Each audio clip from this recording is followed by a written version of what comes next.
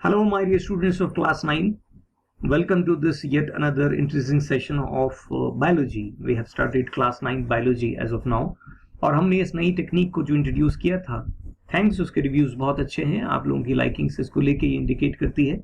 And with due course of time हम इसको और इम्प्रूव करने जा रहे हैं और इंटरेक्टिव बनाने जा रहे हैं. तो हमने हमारी लास्ट क्लास में सेल के जनरल टर्म्स के अलावा जो साइटोलॉजी की हिस्ट्री में जो लोगों के साइंटिस्ट के कॉन्ट्रीब्यूशंस हैं उनको पढ़ा था. हमने Robert Hooke, Robert Brown, Antonie van Leeuwenhoek, Rudolf फुको, cell biology, cell theory, Schleiden and Schwann की, और ऐसे बहुत सारे नाम और कुछ जनरल टर्म्स जो सेल से रिलेटेड हैं, लाइक प्रोटोप्लाज्म, साइटोप्लाज्म, हाइलोप्लाज्म, ये सब हमने पढ़ी. और हमने लास्ट यहाँ अपनी क्लास को छोड़ा था जहाँ सेल ऑर्गेनलीज का हमने क्लासिफिकेशन किया था, मेम्ब्रेनियस और नॉन मेम्ब्रेनियस सेल ऑर्गेनली, और इन सब में double membrane and single membrane, और जिनमें कोई मेम्ब्रेन ही नहीं होती, इस तरह की सेल स्ट्रक्चर्स के बारे में हमने बात यहाँ खत्म की थी. तो आज हम यहीं से बात को शुरू करेंगे. Now it's the time when we should go inside the cell and let's try to find out कि हम सेल स्ट्रक्चर्स के बारे में देखना शुरू करेंगे. लेकिन पहले देखते हैं कि क्या सारे सेल स्ट्रक्चर्स जो अभी कभी हमने नाम सुने हैं वो क्या सब किसी सेल में होते हैं, क्योंकि there are plant cells, there are animal cells, there are bacterial cells, there are fungal cells, जो है बहुत सारी तरह की सेल होती हैं. तो हम बाय एंड लार्ज जो है एक कंपैरिजन करते हैं प्लांट और एनिमल सेल का, एंड लेट्स सी कि क्या सारे सेल स्ट्रक्चर्स प्लांट और एनिमल सेल में प्रेजेंट होते हैं. तो हम सबसे पहले एक डायग्राम के थ्रू इसे समझने की कोशिश करेंगे कि प्लांट और एनिमल सेल में the common and the unique cell organelle इनमें क्या है. So here this is a plant cell. I hope अब आप आइडेंटिफाई कर सकते हैं. और this is an animal cell as you know it very well. So there are certain things which are only present in plant cells, like cell wall is there in plant cell, plastids, chloroplast आप लोगों ने पढ़ा है, that is present in plant cells, and a large central vacuole as you can see there it is in plant cell. तो plant cell में कुछ चीजें तो सिर्फ plant cell में होती हैं जो आपको पता है, lower classes में पढ़ी हैं. There are certain things which are common in between plant and animals, like cytoplasm will be there definitely in both. Mitochondria definitely will be in both. किसी में कम और किसी में ज्यादा एक डिफरेंस हो सकता है, दो हम इन डिफरेंस को बाद में फिर पढ़ेंगे. Endoplasmic reticulum is there in both the cell types of cells. Nucleus definitely is the master of cell which has to be there. Cell membrane is there. This is cell membrane of plant cell and this is cell membrane. Difference समझ में आ रहा है कि animal cell में it is outermost, whereas in plant cell it is the second membrane. You can see cell wall being the first one. Vacuole जो है एक विजिबल है, और डिफरेंस भी दिखा है वैक्यूल में कि प्लांट की वैक्यूल बड़ी है एंड एनिमल में वैक्यूल छोटी है. इसके अलावा there are certain things which are there in common in plants and animals, which are ribosome and Golgi apparatus, जो यहाँ अभी शायद आपको विजिबल नहीं है, हम देखेंगे आगे. And there are certain things which are there only in plants animal cell, that is lysosome, जो ज्यादा कम हो सकते हैं प्लांट में लेकिन mostly in present in animal cell. And centriole is one of the thing which is mainly present in animal cell. तो ये सारी चीजें जो जनरली हमने प्लांट और एनिमल सेल में देखी, अब इनमें से एक एक सेल स्ट्रक्चर को निकाल के हम डिटेल में समझेंगे. मेरी आपसे रिक्वेस्ट है, जैसा मैंने आपसे स्टार्टिंग में कहा था, कि जब भी हम इस बायोलॉजी वाले टॉपिक्स को पढ़ेंगे तो हमारा सारा ध्यान डायग्राम्स की तरफ, हमारा सारा ध्यान टेक्निकल टर्म्स की तरफ, उनके मीनिंग और उनसे related information. There is no harm in learning something extra. So when it comes to learning you should be little greedy. थोड़ा सा हमें ग्रीडी होना चाहिए. हमें जितनी जरूरत है उससे थोड़ा सा ज्यादा पढ़ने में कोई बुराई नहीं, दो definitely grid is bad for other things, लेकिन यहाँ for learning little greediness will work. तो अगर कहीं थोड़ी सी ज्यादा इंफॉर्मेशन हमें मिलती है तो definitely that will make us more smart than others. तो हमें उसे लेने में, उसे समझने में हिचकिचाना नहीं चाहिए, ठीक है ना. And knowledge definitely has to be shared, because जब हम नॉलेज शेयर करते हैं that makes us confident and definitely हम और ज्यादा सीखते हैं, ठीक है. तो हम यहाँ से शुरू कर रहे हैं. अब हम एक एक सेल स्ट्रक्चर के बारे में बात करेंगे. तो लेट्स सी, हम सबसे पहले किस सेल स्ट्रक्चर से स्टार्ट करेंगे. स्टार्टिंग फ्रॉम सेल मेम्ब्रेन और प्लाज्मा मेम्ब्रेन. तो प्लाज्मा मेम्ब्रेन और सेल मेम्ब्रेन, हम जब भी किसी सेल स्ट्रक्चर के बारे में बात करेंगे तो we will be more interested in knowing who discovered it. ये आपकी एनसीईआरटी बुक में है, ये नहीं है, इट हार्डली मैटर्स. तो हु डिस्कवर्ड इट, उन्होंने किसने इनका ये नाम दिया, उससे रिलेटेड कुछ general facts which has to be understood. और जैसा मैंने आपसे कहा कि हमारे नॉलेज पूल को थोड़ा और एनरिच करने में कोई बुराई नहीं है, ठीक है ना, तो we will be learning that too. So it was discovered by a Swiss botanist Carl Nageli and Carl Cramer, ठीक है ना, in 1855. See, it's long back when it was discovered. We believe कि microscope was discovered 200 years back. इससे 200 साल पहले microscope was discovered, but as microscope का resolution बहुत अच्छा नहीं था, तो 200 साल तक तो लोग यही मानते रहे कि जो भी है वो सेल वॉल है, सेल मेम्ब्रेन किसी को पता ही नहीं थी। यानी प्लांट सेल में जो आउटर मोस्ट मेम्ब्रेन है वो सेल वॉल को ही सब मान रहे थे, किसी को पता ही नहीं था कि there is something which is known as cell membrane. और इस सेल मेम्ब्रेन का जो एग्जैक्ट जो बायोलॉजिकल स्ट्रक्चर है, वो स्ट्रक्चर तो बहुत लेट डिस्कवर हुआ है, 50 years back almost, in 1970 when a fluid mosaic model, which is written over here, fluid mosaic or phospholipid bilayer model was proposed by, that is Sanger and Nicholson, ठीक है ना, in 1970. तो it is not very long, electron microscope और इन सब की help से ये सब चीजें डिस्कवर की गई। खैर, हम अभी जितनी हमें रिक्वायरमेंट है 9th स्टैंडर्ड में plus a little bit of more facts हम इसे समझने की कोशिश करेंगे। तो लेट्स सी कि ये जो टर्म आई है फॉस्फोलिपिड बाइलेयर, यहां से हम इसको शुरू करते हैं, ये क्या है। So this is a molecule of a phospholipid, it has a head and it has a tail। मैं इसकी बाकी स्ट्रक्चर पे नहीं जा, लेकिन जैसा यहाँ आया है फॉस्फोलिपिड बाइलेयर, तो फॉस्फोलिपिड का क्या मतलब है यहाँ मैं बता रहा हूँ। ये एक फॉस्फोलिपिड का स्ट्रक्चर मॉलिक्यूल है। Phospholipid means a phosphate group with lipid, lipid means fat, तो फॉस्फोलिपिड का एक स्ट्रक्चर है। And the second term is a bilayer. So ये फॉस्फोलिपिड जो है, this phospholipid, it will form a bilayer to start making this cell membrane. तो ये phospholipid bilayer कुछ इस तरह की होती है। As you can see this bilayer is like this. ये जो टेल वाला पोर्शन है, ये आपस में एक दूसरे को एक तरह से इंटरलिंक्ड जो है, एक ग्रुपिंग्स कर रहे हैं, और जो हेड पोर्शंस हैं वो दोनों एक दूसरे के जस्ट ऑपोजिट हैं। So this forms a bilayer. अब सुन के ताई आप क्या बता रहे हैं, हम तो सेल मेम्ब्रेन के बारे में बात कर रहे थे, सेल मेम्ब्रेन में ये सब चीजें कहाँ गई। तो इसको थोड़ा सा कंडेंस करेंगे तब आप समझेंगे कि मैं क्या बात करने जा रहा हूं। ये बाइलेयर कुछ इस तरह की आपको दिखाई देगी। ये जो ऊपर वाला पोर्शन है ये इस तरह का दिखेगा, ये नीचे वाला पोर्शन जो है ये इस तरह का दिखेगा, और बीच में कुछ चैनल्स हैं जो यहाँ हालांकि विजिबल नहीं है, ये इस तरह के दिखते हैं। Again there is this question कि हम तो सेल मेम्ब्रेन पढ़ रहे थे, ये कहां से आ गई बात। What we are studying, exactly what we are studying is this. ये आपस में कंट्रीब्यूट होके बहुत सारे फॉस्फोलिपिड्स ये बना रहे हैं, इस तरह की बाइलेयर। ये बाइलेयर जो है कंडेंस फॉर्म में इस तरह की दिखेगी, और एग्जैक्टली यही चीज है जिसकी हम स्टडी कर रहे हैं। दिस इज सेल मेम्ब्रेन, ये है सेल मेम्ब्रेन, यही है वो सेल और सेल की सेल मेम्ब्रेन जिसके बारे में बात हो रही है। ये एक डबल लेयर्ड मेम्ब्रेन है। ये डबल लेयर्ड मेम्ब्रेन में एग्जैक्टली अब आपको ये दिख सकता है, दिस इज दिस फॉस्फोलिपिड जिसके बारे में बात हो रही थी। ये इसका हेड और टेल, ये टेल्स आपस में इंटरलिंक्ड हो गई हैं इस डायग्राम की तरह से। ये कंडेंस्ड होने के बाद ये मेम्ब्रेन आपको इस तरह की दिखती है। So this is a little extra knowledge जो आपको पता होनी चाहिए। जैसे आपके 9th स्टैंडर्ड में जो है इसके बारे में इतनी डिटेल नहीं है, ठीक है ना। द थिंग इज ओनली कि प्लाज्मा मेम्ब्रेन और सेल मेम्ब्रेन के बारे में क्या है कि ये एनिमल सेल में जो है वो outermost, and plant cell में ये जो है सेकंड जो है इनर सेकंड नंबर की मेम्ब्रेन है। और मैंने जो इसमें थोड़ा सा एडिशन किया है वो ये कि who discovered it first of all, and who actually proposed it's internal structure, ठीक है ना। ये जो इंटरनल स्ट्रक्चर है ये इस तरह का दिखता है, ठीक है ना। तो आपसे ये एग्जाम में क्वेश्चन पूछा जा सकता है कि इसका केमिकल नेचर क्या है, ये फिर भी 9th स्टैंडर्ड में पूछा जा सकता है। जो मैंने यहाँ पर डिस्कस किया है कि जो नेचर है इसका वो एक लिपिड्स एंड प्रोटीन्स का बना हुआ nature, that is known as lipoprotein या फॉस्फोलिपिड नेचर ही कहलाता है। इट इज बाइलेयर्ड, जैसा कि आपने अभी डायग्राम में देखा, इट्स डबली मेम्ब्रेन लेयर, ये आपने अभी देखा।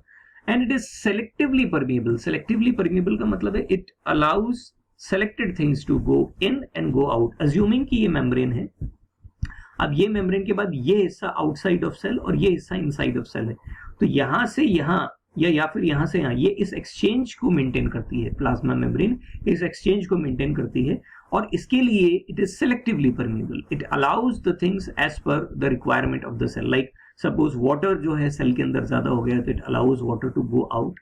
इफ सपोज ऑक्सीजन की सेल को रिक्वायरमेंट है, वे सेल्स भी ब्रीथ करती हैं, they need oxygen for respiration, तो अगर ऑक्सीजन की रिक्वायरमेंट है तो it is allowed in. Some protein if it is required तो एक स्पेशल चैनल्स के थ्रू, जो अभी हमने डायग्राम में देखे थे, ये जो डायग्राम है, इन डायग्राम्स में हमने जो चैनल्स देखे, दीज आर दोज चैनल्स. ये चैनल्स, इनके थ्रू ये स्ट्रक्चर्स जो है इसमें एंटर करते हैं. दीज आर द चैनल्स जिसके थ्रू ये सेल के अंदर इन और आउट एंटर करेंगे. तो एक तरह से ये जो सेल के लिए एंट्री और एग्जिट पॉइंट है, ठीक है ना. तो इसका फंक्शन क्या हुआ, it regulates the entry and exit of the substance in and out of the cell, ठीक है. और अकरेंस जैसे मैंने बताया, इट्स लिविंग, प्लांट और एनिमल सेल दोनों में मिल रही है. बस शर्त ये है कि प्लांट सेल में ये सेकंड नंबर पे है और एनिमल सेल में ये बाहर है. जैसा अभी हमने थोड़ी देर पहले इस डायग्राम में देखा था, as you can see in this diagram, ये हमने देखा था, this is cell membrane. Plant cell में it is the second one and animal cell में it is the outermost. तो आई होप अब आपको समझ में आ गया होगा कि सेल मेम्ब्रेन, ये प्लाज्मा मेम्ब्रेन जो है वो किस तरह से एक फॉस्फोलिपिड नेचर की या लिपोप्रोटीन नेचर की है, ठीक है. किस तरह से ये प्लांट और एनिमल सेल दोनों में प्रेजेंट है, किस तरह से ये सिलेक्टिवली परमिएबल है. एक टर्म और यहाँ लिखी है, दैट इज लिविंग. लिविंग का मतलब होता है where biological activities which function, ठीक है ना. तो living means it is structure of a cell और something where biological processes या biological activities are continuous, ठीक है ना, वो अपने आप हो रही है, ठीक है. तो ये इसका नेचर आपको समझना होगा. एग्जाम में इन पार्ट्स पे इंडिविजुअल क्वेश्चंस आते हैं और इवन जो मल्टीपल चॉइस क्वेश्चंस होते हैं उनके लिए भी this is something very important. से सपोज वो एक मल्टीपल चॉइस क्वेश्चन आपसे पूछ सकते हैं कि आपको 4 जो है सेल स्ट्रक्चर्स दे दी और आपसे पूछ लिया विच स्ट्रक्चर इज लिविंग और dead. There are dead structures too, अभी हम देखेंगे. या आपको फंक्शंस देके पूछ लिया which is the important function of cell membrane, तो आपको फंक्शन पता होना चाहिए. It is selectively permeable. आपसे नेचर भी पूछा जा सकता है कि what is the nature of plasma membrane. It is carbohydrate, it is made up of carbohydrate, it is made up of lipids and proteins, और if it is made up of nucleic acid और something. वो 4 options देके आपसे पूछ सकते हैं इस तरह के. एनीवेज, तो हमने प्लाज्मा मेम्ब्रेन के बारे में ये जो डिटेल्स अभी आपके सामने रखी हैं. अब हम यहाँ से नेक्स्ट पार्ट पर चल रहे हैं, that is known as cell wall. तब हम सेल वॉल के बारे में बात करेंगे. It was discovered by Robert Hooke in 1665. As I told you, cell wall was discovered prior to cell membrane. Cell membrane तो बहुत बाद में, almost 200 years back इसको डिस्कवर किया गया. एक खास बात देखिए सेल वॉल के लिए क्या लिखा है, इट इज नॉन लिविंग. अब ये आपके सामने एक प्लांट सेल है, क्योंकि ये सिर्फ प्लांट में ही होती है, तो सेल वॉल ये बाहर का हिस्सा है. This is cell wall. Cell membrane ये था अंदर का हिस्सा जिसके बारे में अभी अभी आप पढ़ के आ रहे हैं. अभी हम इसके बारे में बात कर रहे हैं. This is cell wall.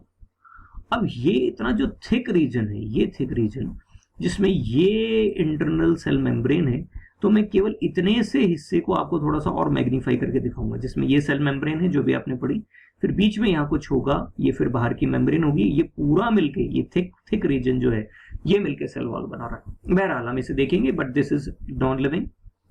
ये रिजिड है, टफ है, एंड इट इज परमिएबल. अभी हमने देखा था सेल मेम्ब्रेन कैसी थी. सेल मेम्ब्रेन थी selectively permeable, which allows selected things to go in and come out of the cell, ठीक है ना. सो दिस सेल मेम्ब्रेन यहाँ से सिलेक्शन कर देती है कि किसको जाने देना है किसको नहीं, लेकिन ये सिलेक्शन नहीं करेगी. It is permeable. It is allow everything to reach to plasma membrane, ठीक है ना, यहाँ तक जाने देगी. फिर बाद में सेल मेम्ब्रेन या प्लाज्मा मेम्ब्रेन डिसाइड करेगी किसको अंदर जाने देना है किसको नहीं जाने देना. And it is composed of cellulose. This is composed of cellulose. Cellulose is a carbohydrate, ठीक है. और अभी हमने सेल मेम्ब्रेन पढ़ी है, what is it is composed of. It is composed of lipids and fats, lipids and proteins, that is lipoprotein nature, ये phospholipid की बनी हुई थी. So there can be a question कि प्लाज्मा मेम्ब्रेन में और सेल वॉल में composition के बिहाफ पे क्या डिफरेंस है, ठीक है, कि कॉम्पोजिशन में cell wall and cell membrane कैसे डिफरेंट है. तो cell wall is made up of cellulose, whereas cell membrane is made up of lipoprotein, lipids and proteins.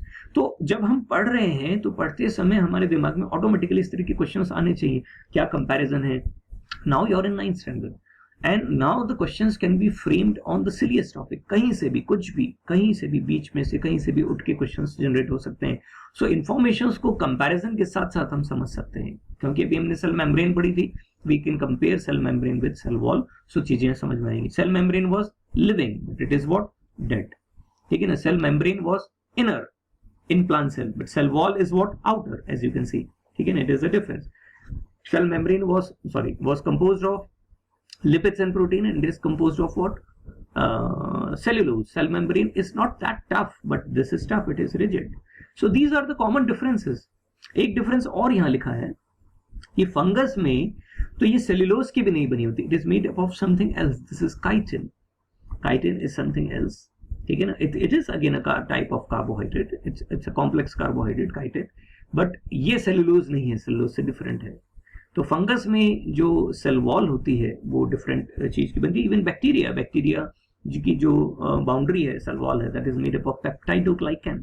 This is again a complex form of carbohydrate, and peptides means some protein is also there.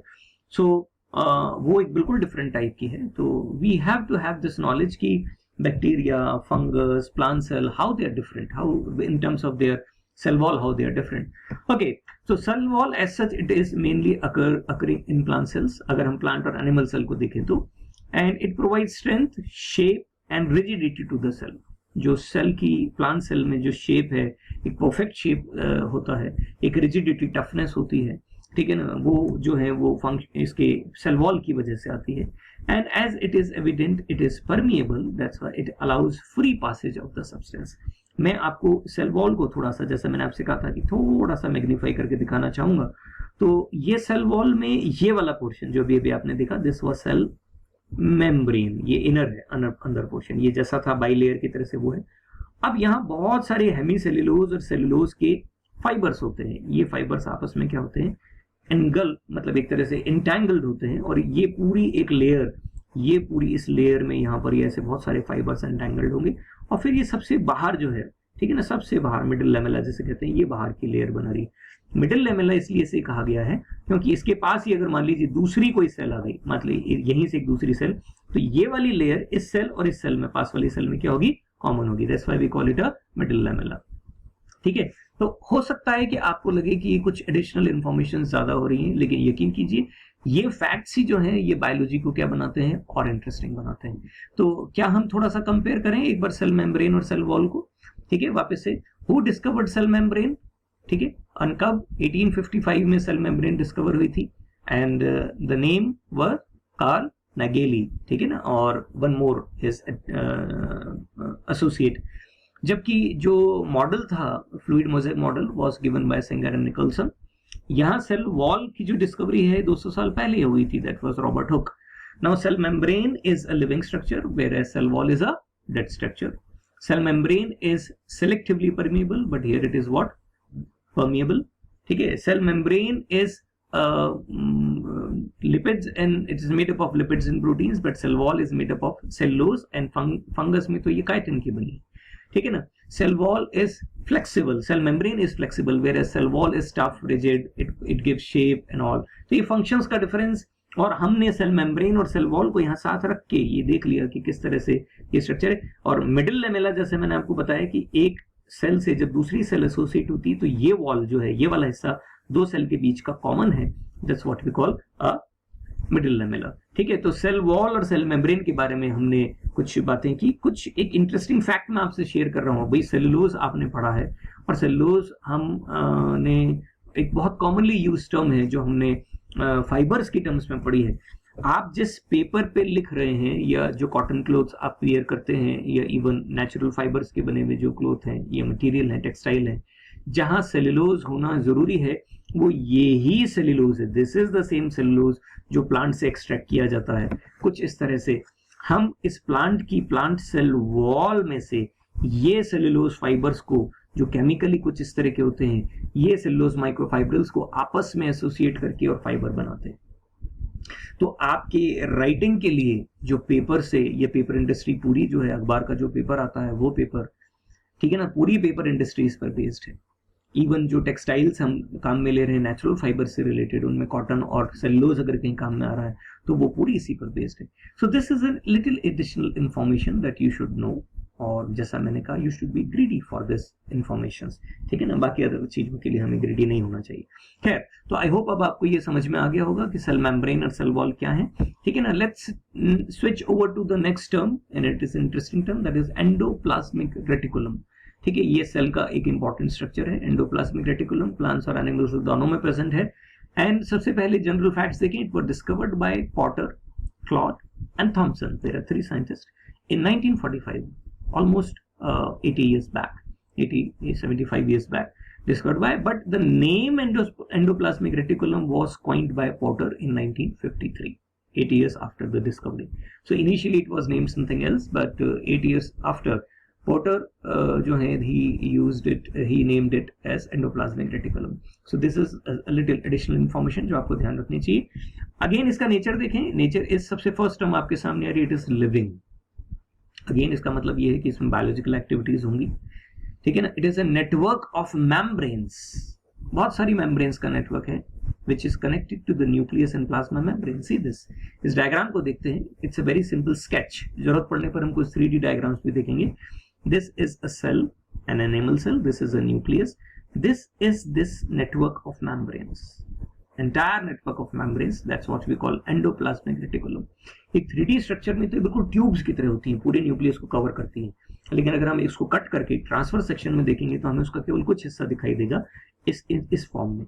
So this entire is endoplasmic reticulum. यहाँ nucleus से शुरू होकर और बाहर तक almost ये plasma membrane तक भी चली जाएंगी जरूरत पड़ने पर, ठीक है। तो it is a living thing, number 1। Living means जहां बायोलॉजिकल एक्टिविटीज होती हैं। It's a network of membranes, बहुत सारी मेम्ब्रेन्स का नेटवर्क है, which is connected to nucleus and here from plasma membrane. तो इनके बीच में क्या हो गया, एक ट्रांसपोर्ट सिस्टम डेवलप हो गया। अगर बाहर से कुछ आना है और उसे न्यूक्लियस तक ले जाना है तो बीच में चैनल हो गया। ऐसे ही समझ में आ रहा है देख के, ठीक है ना, अभी होता हुआ भी देखेंगे, ठीक है। देन इसकी अकरेंस देखिए, अकरेंस ये प्लांट और एनिमल सेल दोनों में है, लेकिन कहीं एब्सेंट भी है। It is absent in mammalian RBC. जो ह्यूमन बींग्स और मैमल्स, दूसरे मैमल्स हैं, उनकी रेड ब्लड सेल्स में ये नहीं होती। आगे चल के आप, हालांकि आपने लोअर क्लासेस में भी पढ़ी हैं, ठीक है ना, very ancient prokaryotic and eukaryotic cells. तो प्रोकैरियोटिक सेल्स में, जिसमें से ह्यूमन आरबीसी है, उनमें ये नहीं होती। Prokaryotic cells have very very simple design, ठीक है ना। The design which we are studying is in a eukaryotic complex cell, और प्रोकैरियोटिक सेल में बहुत सिंपल डिजाइन होता है, तो बहुत सारे सेल स्ट्रक्चर्स उनमें होते ही नहीं, प्रेजेंट ही नहीं होते। So endoplasmic reticulum being one of them.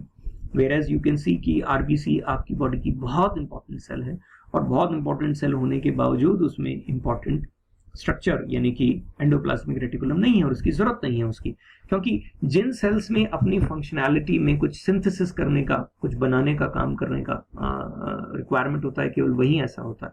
तो अभी हम देखेंगे ऐसा क्यों है, लेकिन जनरली हम देखते हैं कि प्लांट और एनिमल सेल दोनों में है, लेकिन मैमेलियन आरबीसी में ये नहीं है।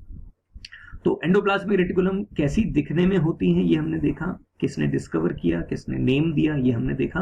प्लांट और एनिमल सेल दोनों में दिखने में समझ में आ रहा है कि कुछ डिफरेंट है, ये जो दिख रही हैं और ये जो दिख रही है एंडोप्लाज्मिक रेटिकुलम, ये डिफरेंट है। तो लेट्स सी कि एंडोप्लाज्मिक रेटिकुलम डिफरेंट कैसे हैं। There are 2 types of endoplasmic reticulum. One is the smooth ER endoplasmic reticulum and the one is rough endoplasmic reticulum. जैसा कि अभी हमने डायग्राम में ही देखा था, ये विजिबल था। अगेन एक दूसरा डायग्राम मैंने लिया है, दिस इज न्यूक्लियस। सपोज ये थोड़ी देर के लिए मान लेते हैं पूरी सेल है, and this is nucleus, and nucleus से ये एंडोप्लाज्मिक रेटिकुलम यहां से होती हुई और बाहर प्लाज्मा मेम्ब्रेन तक जाएगी। तो as you can see this is rough, इस पे कुछ चिपका हुआ है, कुछ है। Whereas this is smooth. Smooth का मतलब है ये जो चीजें यहाँ है वो गायब है, और ये वो चीजें क्या है तो यहाँ इंडिकेटिव है, this is the another cell structure, ribosome. So endoplasmic reticulum by large होती एक ही तरह की है, लेकिन जिन एंडोप्लाज्मिक रेटिकुलम के ऊपर राइबोसोम्स जो है स्टिक हो जाते हैं, दे बिकम रफ। वो क्या हो जाती हैं, रफ हो जाती हैं। और जिन एंडोप्लाज्मिक रेटिकुलम पे राइबोसोम्स नहीं है, they are generally termed as smooth. तो as you can see, smooth endoplasmic reticulum they lack ribosome, इनमें राइबोसोम नहीं है। जबकि यहाँ इनका नेचर क्या है, they are studded with, rough endoplasmic reticulum जो है, ठीक है ना, दे आर स्टडेड विद, ठीक है ना, दीज आर राइबोसोम्स। अच्छा, अकरेंस दोनों की, दोनों में, प्लांट और एनिमल सेल दोनों में है, तो यहाँ कोई डिफरेंस नहीं है, ठीक है। स्मूथ और रफ दोनों प्लांट्स और एनिमल सेल में प्रेजेंट है। इनके फंक्शन में देखिए, फंक्शन में पहला फंक्शन दिया हुआ बायोजेनेसिस। बायोजेनेसिस का मीनिंग क्या है, बायो लिविंग, जेनेसिस फॉर्मेशन, कुछ living things they are forming. What are these living things? They forms tubules and the sacs, that is inner compartment of cell. Okay, cell के अंदर के compartments का मतलब हुआ सेल के अंदर बहुत सारे सेल स्ट्रक्चर होते हैं, और बहुत सारे सेल स्ट्रक्चर की अपनी मेम्ब्रेन होती है, कवरिंग्स होती हैं। तो वो कंपार्टमेंट्स, वो कवरिंग्स, वो मेम्ब्रेन्स, वो ट्यूब्स, वो सब कौन बना रहा है? वो ये स्मूथ एंडोप्लाज्मिक रेटिकुलम बना रही है। Okay, so it is the site of synthesis of membrane.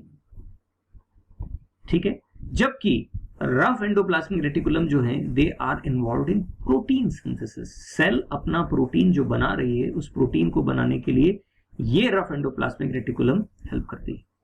आगे चल के आप पढ़ेंगे कि ये सारा खेल किया धरा राइबोसोम का होता है। Ribosomes are mainly involve in protein synthesis.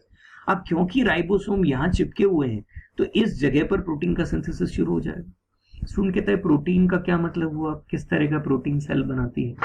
तो बहुत सारे तरह के प्रोटीन्स हैं जिन्हें बाय एंड लार्ज 6 पार्ट में डिवाइड किया गया है। तो अभी हम तो उनके बारे में सभी 6 के बारे में नहीं पढ़ेंगे, लेकिन एक एग्जांपल मैं दे देता हूं आपको कि बहुत सारे जो है एंजाइम्स जो हैं आपकी बॉडी में या सेल्स में काम में आते हैं, they are a type of protein. तो इस तरह का प्रोटीन यहाँ बनेगा, इनमें बनेगा।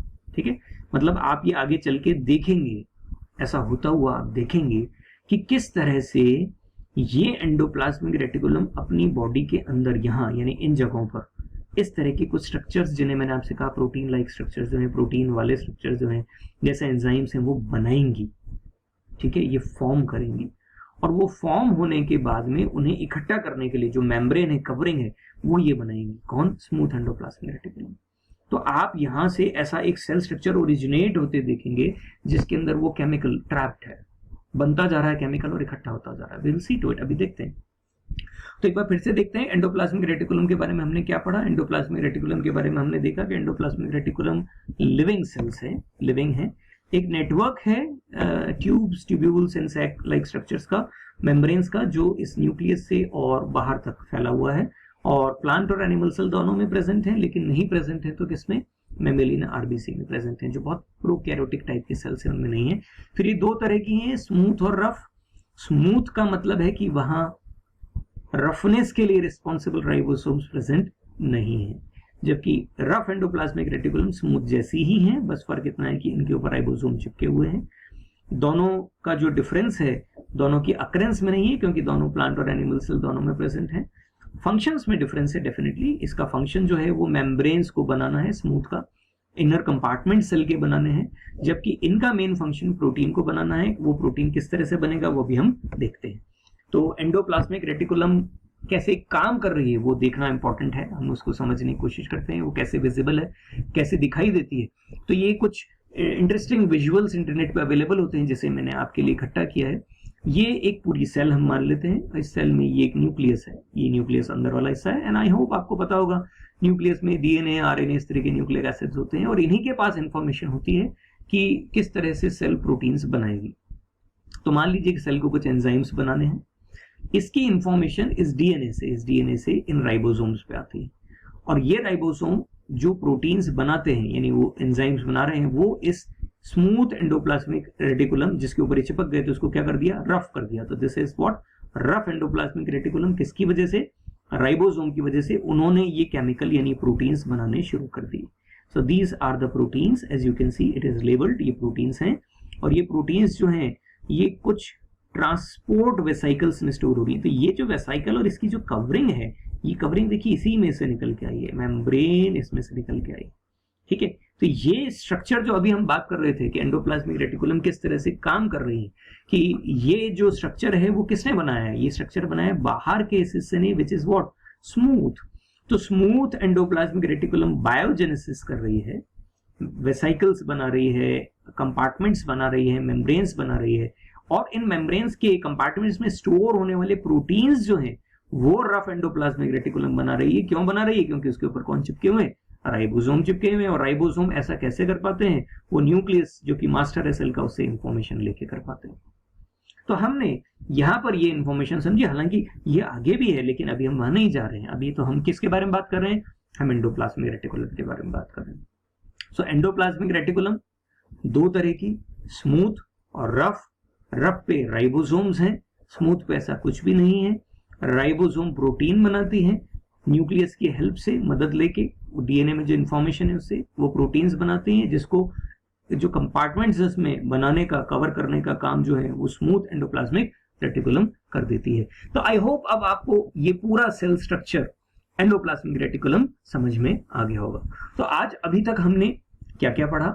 हमने एक प्लांट और एनिमल सेल को कंपेयर करके देखा कि कौन से स्ट्रक्चर सिर्फ प्लांट सेल में है, कौन से सेल स्ट्रक्चर्स जो है प्लांट और एनिमल दोनों में है, और कौन से सेल स्ट्रक्चर सिर्फ एनिमल सेल में है। फिर हमने ये देखा कि प्लांट और एनिमल सेल में प्रेजेंट जो फर्स्ट हमने स्ट्रक्चर जो लिया दैट वाज सेल मेम्ब्रेन। हमने उनके डिस्कवरर्स और उनसे रिलेटेड उनके मॉडल जिनसे वो जिस पैटर्न में उन्हें समझाया गया है, उनके फंक्शंस, उनकी अकरेंस, इन सब के बारे में पढ़ा। हमने उसे सेल वॉल से कंपेयर करके देखा कि कौन लिविंग है, कौन डेड है, कौन टफ है, कौन रफ, कौन रिजिड है, कौन फ्लेक्सिबल है, कौन परमिएबल है, कौन सेलेक्टिवली परमिएबल है, कौन सबको अलाउ करती है जाने देने के लिए, कौन सेलेक्टेड चीजों को अलाउ करती है, कौन सेलुलोज की बनी है, कौन लिपिड्स एंड प्रोटीन्स की बनी है।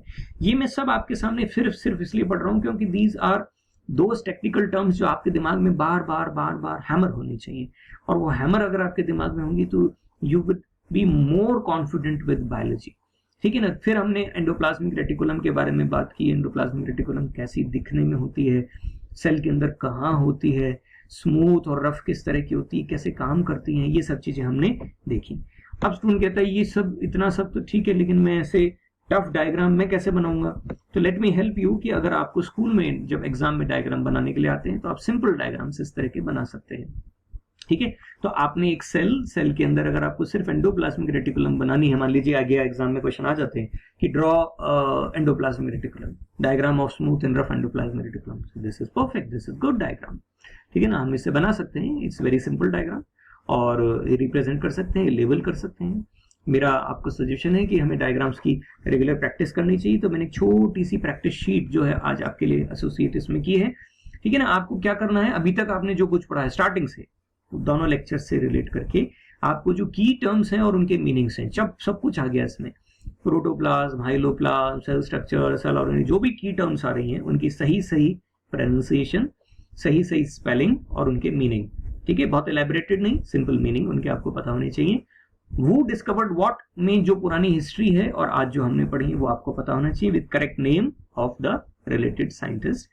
फिर nature, occurrence, functions of the cell structure. तो हमने आज सेल मेम्ब्रेन, सेल वॉल और एंडोप्लाज्मिक रेटिकुलम पढ़ा है। हमें इनके नेचर, इनके सेल स्ट्रक्चर्स के फंक्शंस और इनकी अकरेंस कहाँ मिलते हैं और कहाँ नहीं मिलते हैं। और अगर इनसे रिलेटेड कोई डायग्राम जो है सेल्स और सेल स्ट्रक्चर का, जैसे प्लांट और एनिमल सेल का एक डायग्राम था कंपैरिजन वाला स्टार्टिंग में फर्स्ट लेक्चर में, ठीक है ना, जिसको आज के लेक्चर से जब हमने स्टार्ट किया तब था, तो एक डायग्राम है, उस डायग्राम की आप प्रैक्टिस कर लें। आज हमने एंडोप्लाज्मिक रेटिकुलम को देखा, इन सब के डायग्राम्स की आप प्रैक्टिस करें। सो इन दिस वे आप बायोलॉजी में अप टू डेट रहेंगे, आपका एक कॉन्फिडेंस बना रहेगा। एक अच्छा रजिस्टर बनाएं, उसमें डायग्राम्स वगैरह ड्रॉ करें, क्वेश्चंस को सॉल्व करें and send them for correction. ठीक है ना। जो हमारा जो व्हाट्सएप है व्हाट्सएप ग्रुप है, उस पर आप करेक्शंस के लिए भेजिए, विल डेफिनेटली करेक्टेड। सो आज हम हमारे इस लेक्चर को, सेकंड लेक्चर को बायोलॉजी के यहाँ रोकते हैं। ठीक है। तो हम नेक्स्ट लेक्चर में मिलेंगे जब हम अब बाकी सेल स्ट्रक्चर्स और इनके बारे में बात करेंगे। It's going to be very interesting. I hope you are loving this pattern of learning and इससे रिलेटेड अपने रिव्यूज और जो कमेंट्स हैं वो लिखते रहें, अपने फ्रेंड्स से इन्हें शेयर करते रहें। बहुत सारे स्टूडेंट अभी भी परेशान हो रहे हैं कि वो कैसे पढ़ें, और अलग अलग टीचर्स अलग अलग जो हैं कई जगहों पर, तो उनको समझने में भी दिक्कत आएगी, क्योंकि अभी तक हम इस ऑनलाइन सिस्टम के बहुत ज़्यादा कहना चाहिए